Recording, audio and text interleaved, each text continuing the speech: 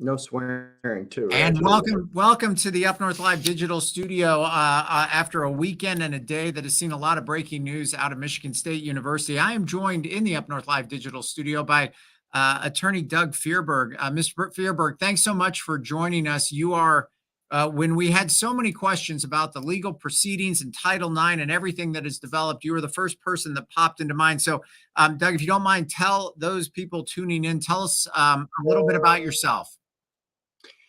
Well, I'm an attorney and originally trained in Washington, D.C., grew up downstate, but more than 25 years ago, I established the practice of representing young people who've been hurt or killed in schools. And often that's involved sexual violence, not only in schools, but then it's gotten broader to women who've been hurt, or not just women, but sexually assaulted in a variety of circumstances, often in institutions such as universities or K through 12 schools, things of that nature. And locally, I'm the chair of the board of the Women's Resource Center. All right, Doug, we're going to start with some very basic things because these are topics that we are going to probably be talking about here in Michigan and in university campuses all across the country between now and October when Sure. the final hearing has been scheduled. So let's start with something very basic. Originally, we read that this was filed as a Title IX complaint. So in layman's terms, what is Title IX? Well, if you go back to like 1972, the federal government attempted to address what was systematic inequalities, and that was in the field of education, where women were being discriminated in their educational opportunities on the basis of sex. And in the early days, the focus was on the idea that schools would offer a variety of athletics to men and maybe just a cheerleading squad for women. And so early on, with the advent of Title IX in athletics, people were looking at the issue of educational opportunities and athletic opportunities for women, and then ultimately developed further to get at sexual harassment, which interferes with educational opportunities and things of that nature. So Title IX is meant to provide some protections. What is a typical Title IX complaint, if there is one? Who normally brings them, and what in this day and age, what is normally the complaint about? Sure. So at least just for reference purposes, originally it was, access to equal opportunities. And that translated into sports opportunities. Since then, it's developed into claims that might be filed by someone who's been sexually harassed or sexually assaulted in school. And then there's hearings that have been set so that that individual can continue with their educational opportunities without the interference of what had happened. So a complainant may claim that they were sexually assaulted by a teacher, a coach, a fellow student, and then the university begins an investigative process to make sure that if those allegations are true, that individuals' educational opportunities are not adversely impacted. So in this situation, is this, in theory or definition, a Title IX investigation involving Michigan State, Mel Tucker, and Miss Tracy? Yeah, well, it intersects with also concept of civil rights. And if you're an employee or employed or a contractor at Michigan State and you're performing critical activities, even if you weren't, but in this circumstance, a survivor who is actually assisting the university in dealing with institutional inequities, women being targeted in school programs, in athletics, in a variety of circumstances. If you have someone in that position, and then there's someone at the institution in perhaps one of the most senior leadership positions you could have that engages in sexual misconduct with that person, yes, it absolutely rises to the type of institutional issues that are and should be investigated by a university. All right, well, who actually then conducts these kinds of investigations? Does the university investigate themselves, or is it a third party? Who does a Title IX investigation when you have parties that may have a vetted interest in it? Well, let's get to Tucker's allegations that he's not being treated fairly, because it dovetails directly into the answer to your question. At the outset, when these allegations began percolating up to universities and they began conducting investigations, often it was done sort of by the seat of the institution's pants, if it wears pants, but by someone who's employed by the university who may or may not have had a lot of experience.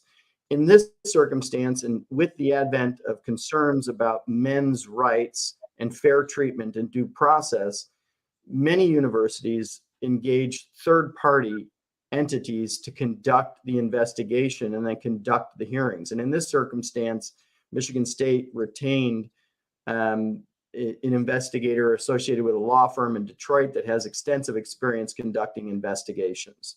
And so it's an independent third party that's retained for the purpose of doing an investigation, so it doesn't seem to be biased on behalf of the university or on behalf of the complainant, and ensures that the respondent, in this case Mel Tucker, gets a fair shake, just as the complainant does.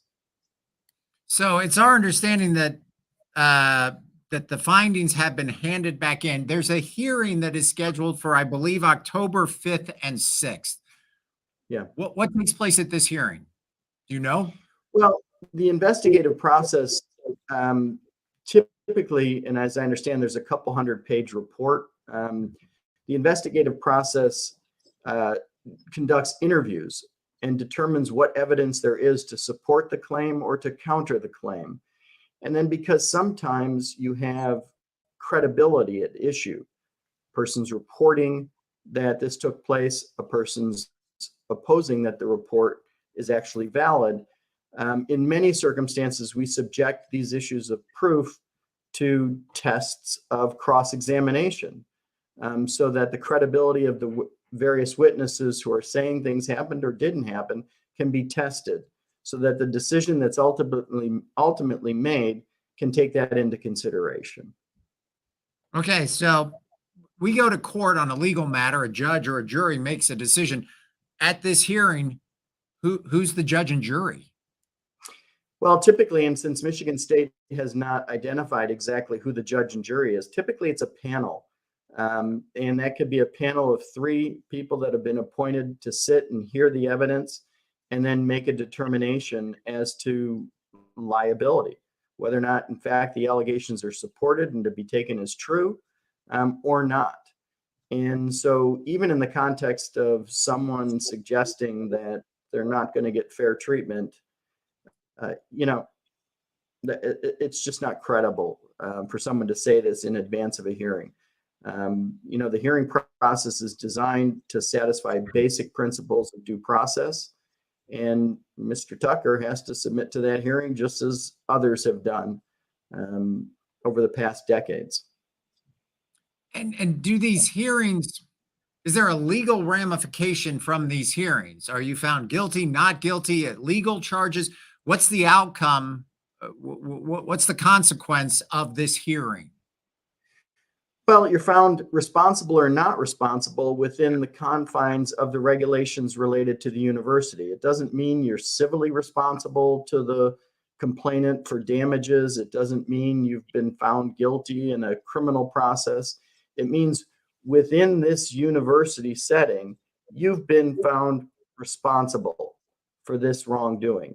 And then you're subjected to the penalties or the consequences set forth in the Michigan State policies, or you're going to be subject to responsibility based upon whether or not you've retaliated or what's necessary to accommodate the complainant so that the complainant's educational rights or rights within that educational institution are protected. So there can be accommodations made. There can be other things that are given to that complainant to make sure that they are not adversely affected by this misconduct. So we got a statement from Mel Tucker late this afternoon, already claiming that he's not going to get a fair shake at this hearing. We have a lot of people concerned that are associated with Michigan State because they feel like there were perhaps unanswered questions, or maybe a lack of transparency with Larry Nasser. There's not a lot of confidence, it sounds like, from either side that this process is going to be fair, transparent, and open and honest. Should we have faith in the process that we are going through, in your opinion? Well, at this point, so there has been an extensive investigation. Maybe it took a long time. Mr. Tucker certainly didn't have his feet put to the fire to respond that promptly. He was given the opportunity to delay the investigation at certain points in time. But now proof is in the pudding, and there's going to be a hearing, and the presumption is that's going to satisfy the principles of due process. And if it doesn't, the hearing participants, the complainant, Mr. Tucker, will have the opportunity to object to that hearing and to challenge that hearing in accordance with rules that are established to protect the rights of both the complainant and the respondent. So, look, let's be honest. How many people that have engaged in sexual misconduct have come forward at the first instance when they're accused and said, "You got me"? Okay. So, what's left for Mr. Tucker at this point in time is to begin setting the stage of saying, "I've been railroaded. This isn't fair." We've heard that time and again. And sometimes it's proven true, but often not. And so he's obligated to submit to this process, just like the complainant is, and have at it, Mr. Tucker. Apparently, in terms of what you've said to the investigators, has still resulted in their belief that there's a hearing necessary to move forward on these allegations.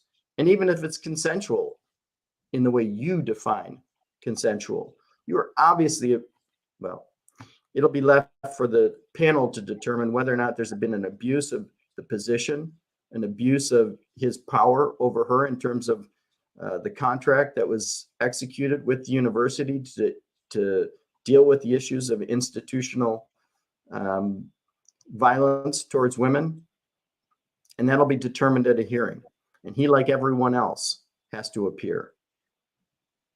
And ultimately, the findings of that hearing, I guess, I'm not a contract lawyer, I'm not a lawyer, period, but the findings of that hearing could make it so that Michigan State does not have to pay Mel Contract the rest of his contract. Is that accurate? Well, that's going to be central in the mix. So as I understand, Michigan State has the right to terminate the contract for cause and based upon conduct or misconduct that brings bad light to the university. This is a hearing dealing directly with conduct that, if in fact true, seems to satisfy that standard.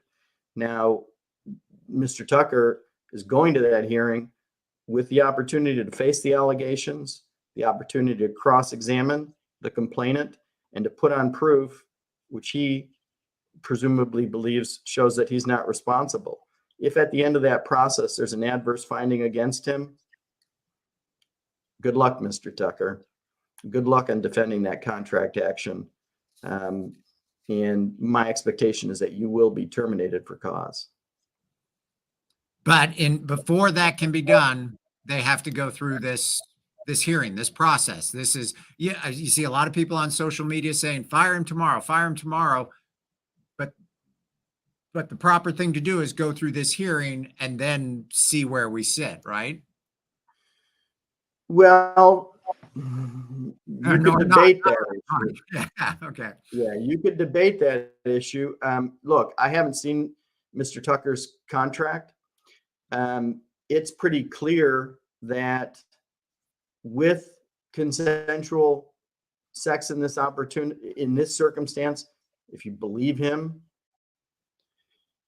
and without, the fact is this level of misjudgment and lack of judgment in this circumstance with this particular survivor, with an individual that's in the leadership position of teaching young men how to act, and in particular with the historic issues related to violence towards women by athletes in college settings, you could argue right now that Mr. Tucker isn't fit to be at the university and has violated that contract provision, regardless of the way this hearing comes out.